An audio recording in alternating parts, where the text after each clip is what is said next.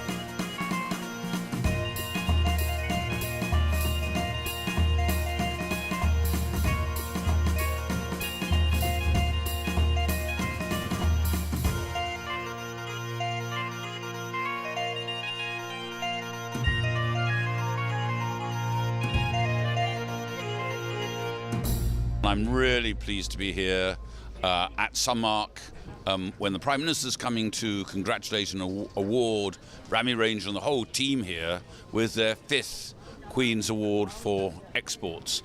I think no one actually has achieved this. This is Guinness Book of Records worthy. I don't think any UK company has ever actually achieved 5 Queen's Awards for exports, one after the other. It's a fantastic achievement. Ram is, managing in his Sunmark trading to practically every country in the world, and so it's really good that the Prime Minister is coming here today personally to congratulate Rami Ranger and to give him his 5th Queen's Award for Exports. Rami Ranger has taken us to positions that no other entrepreneur has ever taken us. To get the Prime Minister here to present this award is a tribute to Rami Ranger and the work that he's done for British industry. I think that he is a great credit to all of us for what he has achieved, and this is a great day for the history of the British Asian community.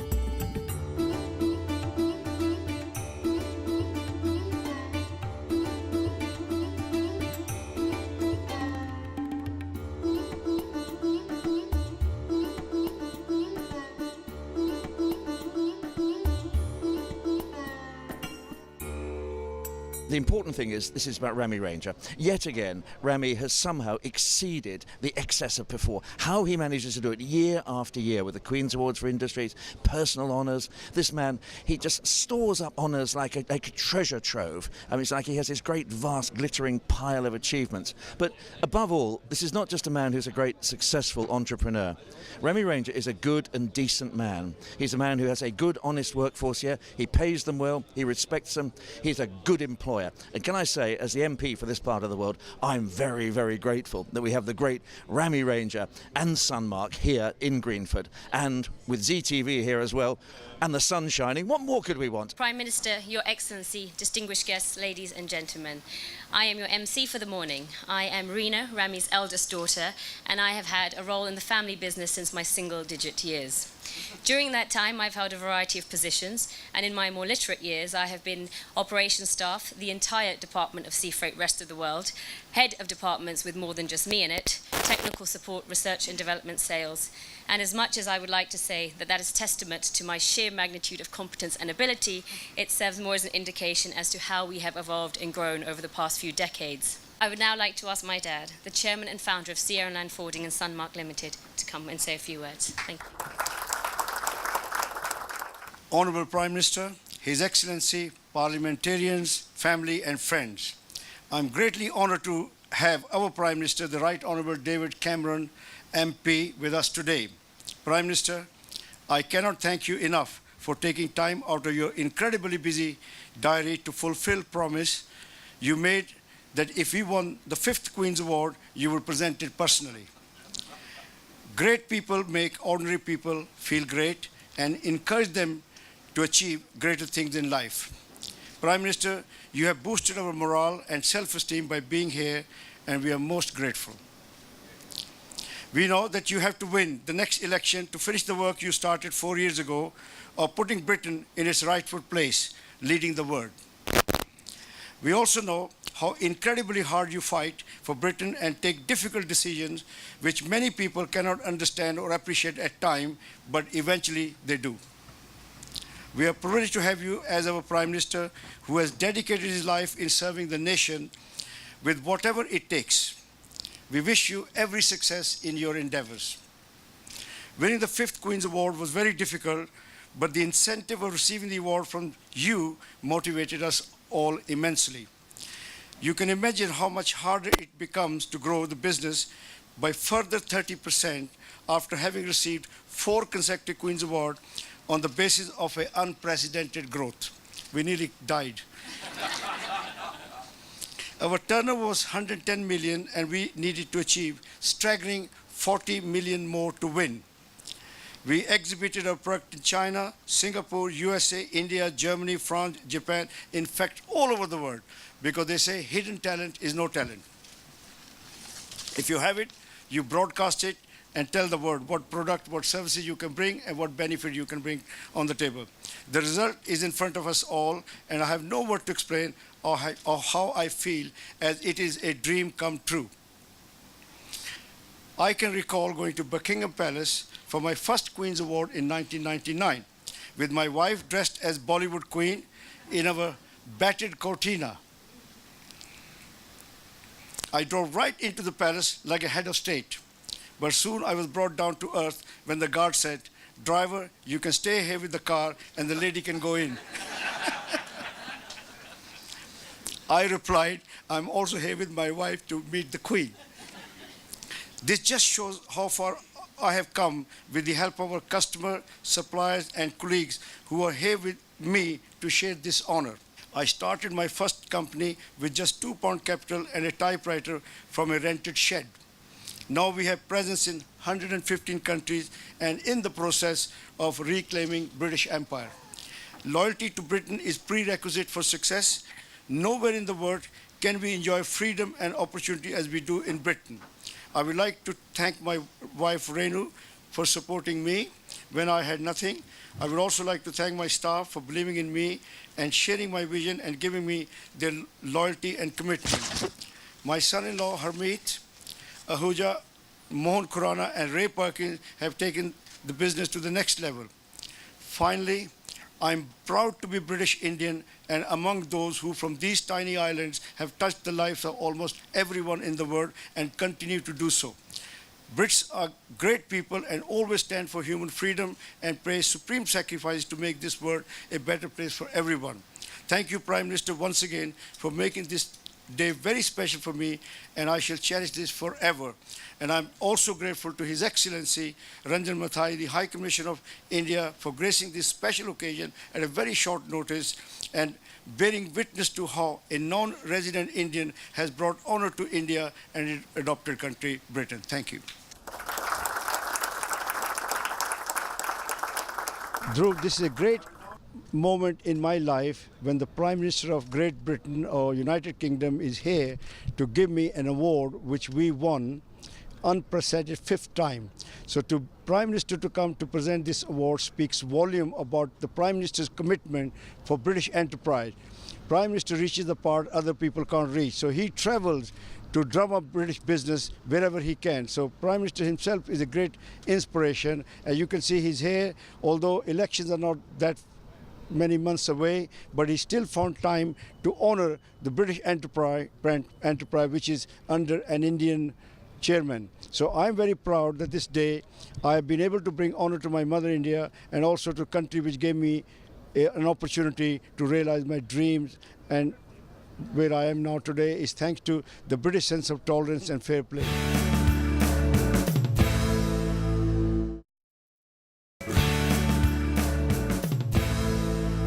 Welcome back.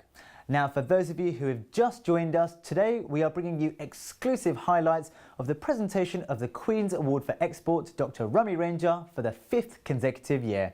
So let's head back over to Greenford in West London and to find out more. Well, thank you very much, ladies and gentlemen, and thank you, Rami. And first of all, my apologies for being a little delayed this morning and also for only being with you for a short time. But I didn't want to miss this meeting, miss this occasion for anything. Rami has asked me several times, would I present his 5th Queen's Export Award, and I promised that I would. And I wanted, it may have taken time, but I have kept my promise, Rami, and I wanted to be here.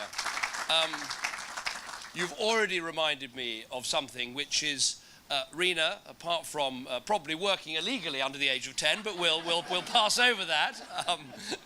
We don't want Keith Vaz to summon you to the Home Affairs Select Committee for an inquiry, but what you've reminded us is the sooner that you come to the House of Commons and share in our deliberations, the better for the whole country and for representation in our country.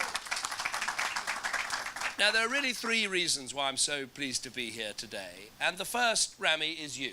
You are an extraordinary success story, an extraordinary business success story, to go from a business with £2 of capital in a shed to a business trading all over the world, employing many people in this country, winning awards for exports. It really is a great story of British enterprise and one that you should be incredibly proud of. But you don't just leave it at what you do in business. You've also been a real icon for your community, and you've also helped to bring communities together. A founding member of the British Hindu Forum, chairman of the British Sikh Association. You believe in interfaith dialogue, you believe in bringing people together.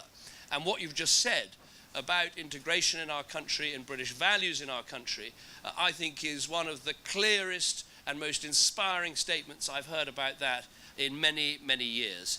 So I wanted to be here because of you and everything that you stand for and everything that you've achieved. But the second reason is what we're celebrating today, which is export success, is absolutely vital for our country. Today in Britain, 1 in 5 of our small and medium-sized enterprises exports. If we could change from 1 in 5 to 1 in 4, we would wipe out our trade deficit altogether. So what you're engaged in is an absolutely vital part of our economic effort and our long-term economic plan for the country. And we're seeing real success. We're seeing our exports to China, to India, to Mexico, Latin America, parts of Africa increase sometimes by as much as 100% over the last 4 years. And the work that you're doing is absolutely vital. Now, these Queen's Awards for exports, I've got something in common with them, which is that we've both been around since 1966. I'm sorry that normally you're given a Queen's Award for Export by a Lord Lieutenant on behalf of Her Majesty, and I'm only sorry that you just got to put up with a humble Prime Minister today rather than having the royal connection. But what you've done to win 5 in a row is an immense achievement, and it really is testament to your effort, your enterprise, and your ingenuity. The third reason I'm very keen to be here today is that I think we're at a really golden moment in 2 quite vital relations. One is the contribution that British Asians are making to our country in business, in politics, in sport, in public life. We see that coming on in leaps and bounds. And your example is a fantastic example to others. People do look to role models. They look to others and see, if they can do that, I can do that too. Now, in business, the British Asian community has always kicked the ball out of the park, absolutely shot the lights out, and again you show that. We need the same to happen in politics, in the law, in our military, on our sports fields, in our cultural life. It's happening more and more. It's something we can celebrate in our country, but it's something we need to see more of.